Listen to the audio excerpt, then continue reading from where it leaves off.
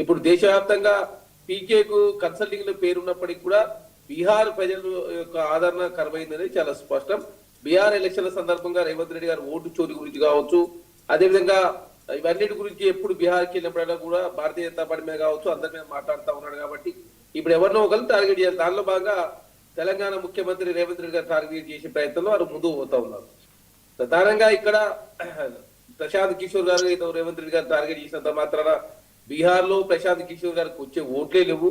అదే కాకుండా వాళ్ళే నేషనల్ మీడియా ఇంటర్వ్యూ చూస్తూ వాళ్ళు అడిగిన దానికి సమాధానంలో భాగంగా వచ్చేసారి రేవంత్ రెడ్డి గారిని కావచ్చు తెలంగాణ మేము ఓడిస్తామని చెప్పేసి వాళ్ళకు స్టేట్మెంట్ ఇచ్చారు. వాళ్ళు ఓడిచ్చేయలేదు, వీళ్ళు ఓడిచ్చేయలేదు.